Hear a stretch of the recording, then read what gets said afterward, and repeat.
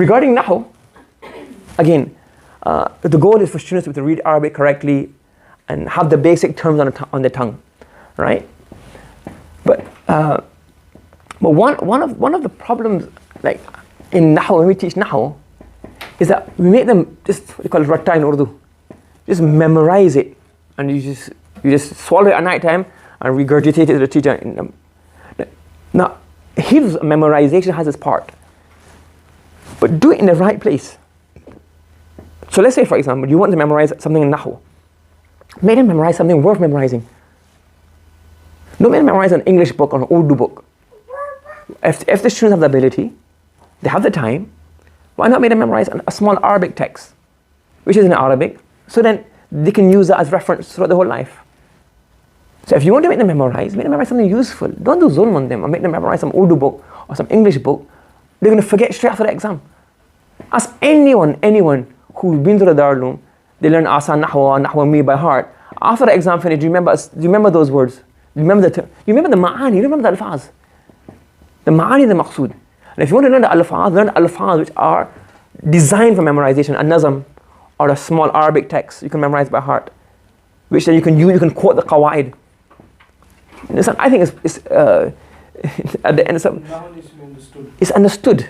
It's not regurgitated. Yeah. You have to understand it. It's a science. Okay? Right. Again, the books. Again, when you do a primer, any language again, you can do it in English, you can do it in French, Spanish, any language that the students know. Okay? What do you mean? A primer, like an introductory book. The introductory book. For example, I don't know, I use my own, so I don't know which ones are on the market. A lot of them in the market I don't really like, so I write my own. So we use our own primers in-house. But they probably like, Tasheel Nahw I think is available, Tasheel Nahw, there's others available. So I don't know, what do you guys use for Nahw, the first book in Nahw in English? But the reason I don't really like those books is that I think it covers too much at one time, and there's no practice understanding it. That's the problem. Nahw is just taught as some kind of abstract concept which exists in the skies, and it doesn't work like that, students. And that's why we kind of separate Nahw to adab and literature. It's like two separate things. Yeah, the page down. So right, so this is a book that we use in-house. So let's say, for example, we have words, ism, fa'il and harf. We teach that. There's not much practice you can do in those. So then you hear ma'rifah nakira. So then we give a few examples. So what we try to do is, there's a small little booklet called Commonly Used Quranic Words. Have you seen that small little booklet? If you Google it, it's called Commonly Used Quranic Words. So all the commonly words is compiled into like 500 words or 400 words or something like that. Commonly used Quran. We're trying to get as much from there as possible. So now we did ma'rifah nakira. So we said, get some words, practice it. Al-Jannah is at ma'rifah nakira. Al-Jannah is at ma'rifah nakira. So you practice the rule. Right? Summarize it. And even then, like the issue I have, like for example, you say ma'arif. So you come in class, new students, they haven't done anything, say there's 7 types of ma'rifah. Alif lam, alam, ism al-mawsool, ism al-ishara. What's ism al-mawsool? What's ism al-ishara? Munada. You haven't learned any of this. It's like 7 names straight on the beginning of your thing. It's like, wow, how do you learn this? It's too much. At the beginning I said, look, ma'rifah has 2 types. Alif lam or a name. That's khalas. For mubtadi, that's enough. And then when we get ism al-ishara, I said it's also a ma'rifah. When we get ism al-mawsool, it's also a ma'rifah. And then build up. Okay? And then, example, we do gender. So here, so you're going to number. So you're going to ma'rifah, we're going to sentences. So as soon as you do a sentence, it must be followed by exercise. So here, so we start sentences. So straight away, after every rule, exercise. Another rule, exercise. Another rule, kana, exercise. Al-baytu qadimun. Kana al-baytu qadiman. Al-ma'u baridun, laysa al-ma'u baridan. So then exercise. If you just have a rule and it's not applied, they don't understand it, like hal. You just have one example, it's not enough. It needs to have mashq. It has to be practiced. So this is how we do the Nahw. So you have a rule, and again, and that's why I don't like a lot of the books that are available in the market, because like you start off and it's too much information at one time. And that's part of the initial slides I explained earlier on. That for you, for me and you, it's easy because we've done, for us, we know what Ism al-Mawsool is, we know Ism al-Ishara is. To learn 2 words at one time is not an issue. Someone was telling me, one morning he was talking to me, he said, he went into class, he came into class, right? The teacher came in class, the lady teacher came into class, and teaching them easy Arabic course, Medina book. Now, the Medina book, right, that guy's an expert. He spent years and years and years teaching that book. So when he's made it easy, he put less vocabulary at the beginning, it's for a reason. He knows what he's doing. You get what I'm trying to say? So the teacher comes in class and goes, it's only a few words in this book. Give them a list of 20 words and learn this for tomorrow. You get what I'm trying to say? Now, they made it so now the students at this put off, we've got to learn all this vocabulary from day one. Sarf, the beginning of the books what you have normally, a bunch of istilahat. Damma usko kehte hain, fatha usko kehte hain, kasra usko kehte hain, madmum usko kehte hain. This is the damma, this is the fatha, this is kasra, this is marfu, this is mansub. You got 25 terminologies at the beginning of the year, right? They're straight there and then. There's one scholar, very good scholar, he's called Sheikh Fakhruddin Qabawa. So he's done a lot of research on books on Nahw and Tahqiq and a lot of good books. So he said one really good point. He goes, we do irhab. Irhab is terrorism, but we do irhab and we do sadda sabilillah in our teaching. He goes, the teachers, we teach us in a bad way, we scare people off from knowledge. We do suddun an sabilillah. And he goes, the nashirun, the people who print books. They print big books, big font, lots of space in between, thick paper, and 7 jilds. He said, who's going to read that book in 7 jilds? You won't even buy it. Because if you put it in a quite smaller font, lay it out properly, you have a small 1 or 2 jild, you have to think, I can read this. This is irhab, because you're scaring people off from knowledge, and you're scaring people off from deen. So we're responsible. The nashirun, they print lots of books and big books, and it's scary. We come in tonight and make Nahw and Sarf so difficult. That's why, what's the theme in Arabic classes? Beginning of the year, it's our fault. Beginning of the year, what happens? Large intake, because why? The people want to learn Quran. They want to learn, and then what happens? In 2 weeks' time, half drop out. End of the year, 20 students become 4. Because why? We don't teach properly. It's our fault. It's the Awamun Nas have the zeal to learn the knowledge. But we teach it in a bad way, we scare them off. So we're partly responsible. I'm sure you get large intakes in it initially. Anytime anybody opens an Arabic course, you get a large intake. Sometimes genuinely people have issues in terms of time, or they can't make it, kids, family, work, that's it. But a lot of them is too difficult. We're not teaching properly. Arabic, وَلَقَدْ يَسَّرْنَا الْقُرْآنِ. The Quran is supposed to be easy. Yeah. So this is a Nahwa, it has to be exercised. If there's no exercises, they're not going to remember it. It's just too abstract for them to actually figure out what's going on, what you're trying to say to them. Within the Nahwa, make them do exercises, so it stays in their mind. Okay? Right. Now again, intermediate, use whatever you want. Primer, whatever you want. Any book you want, English, French, Spanish, whatever language the students understand. When it comes now to going on to the Arabic books, this book I wasn't aware of. I went to Egypt book fair and I came across this book, a few books. So it's called Awamil of Birqi. So normally we do Sharh Mi'ati Amil. But Birqi is a Turkish scholar. The Arabs are not aware of these books, Awamil of Birqi or Jurjani and all that. They don't use that structure. They have the Al-Jurmiyya and the Qatna, that's what they use.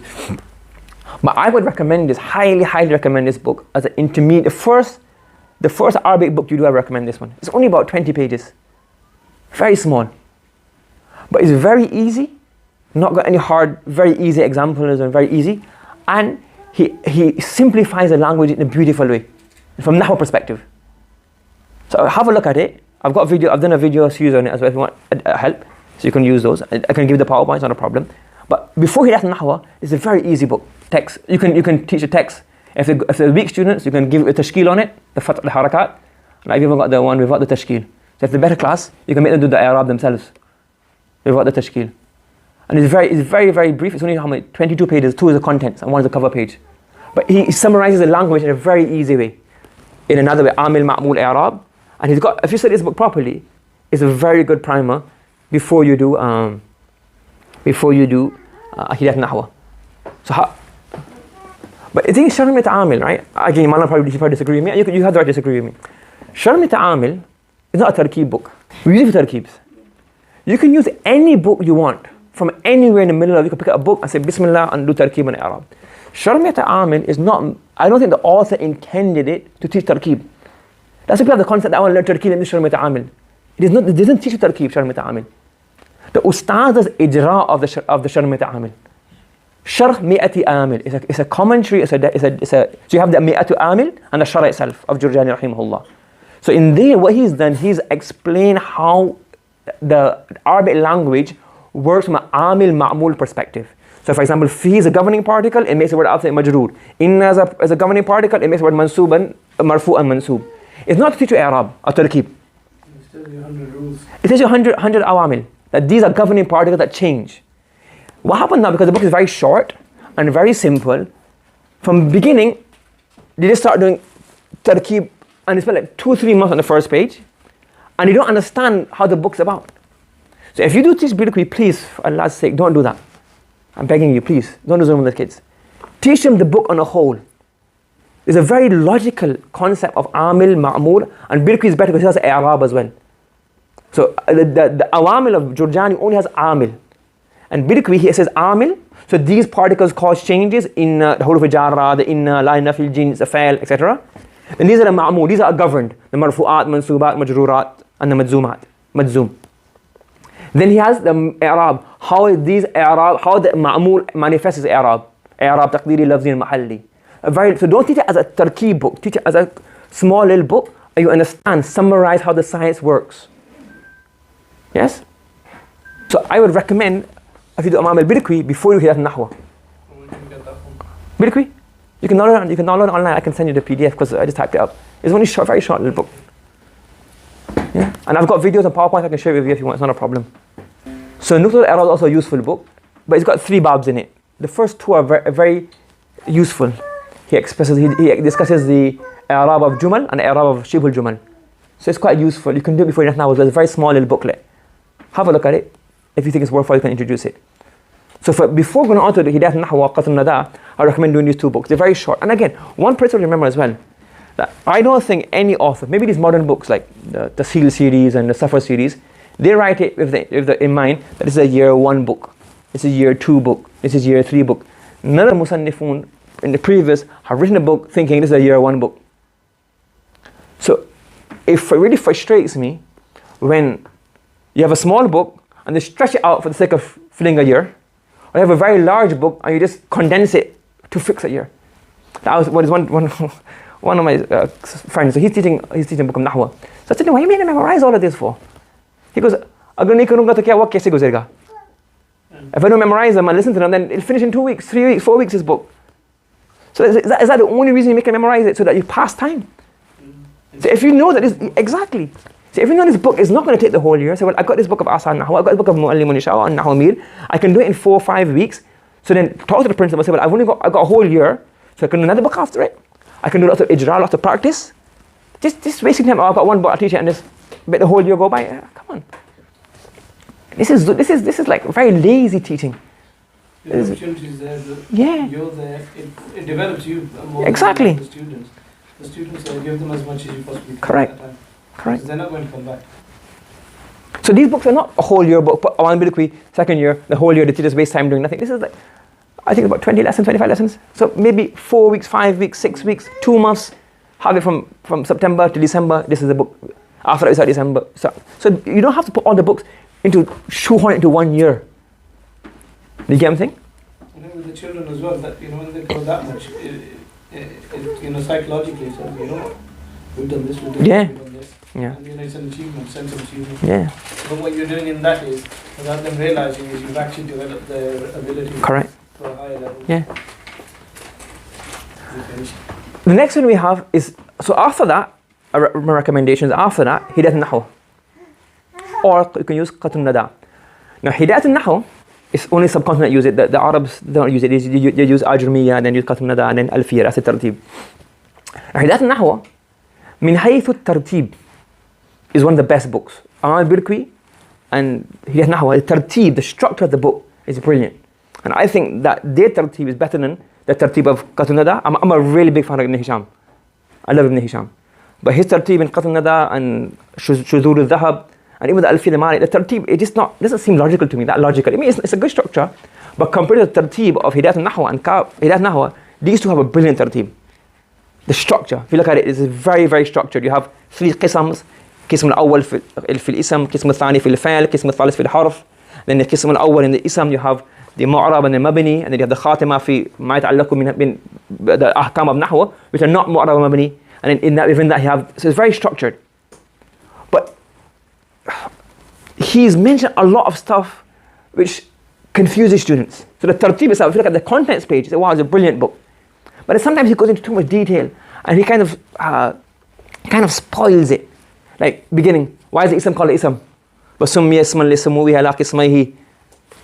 for beginner, you don't need all of this. It's a waste of time. It's good, but it has to be useful repetition, not just for the sake of it. So you have to have a kind of structure. So like Awam al-Bidqi studies Nahw from a different perspective. He does Nahw with a different perspective. So you can say Awam al-Bidqi, no detail, just a text, the skeleton of the book. And he does in Nahw. I'm not really a big fan of Nahw. The text, I like the structure. So if you want to teach that book, I always say the teachers have a bit of ijtihad and say leave this out. Tanazul al-Fi'lain. Useless, so long, pages upon pages. Unnecessary. If you look in Qatanada, it's like one masla, bas. And in Hidayat Nahwa, it's pages upon pages. Too much. So you have to then in there pick and choose. So if you teach that book with a bit of, if you're going to teach that book sticking to the letter, choose one like the book.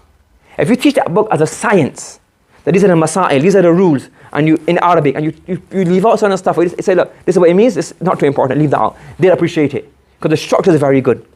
But if you teach it letter to letter, it's too much stuff in there, which, especially in the beginning, which is unnecessary.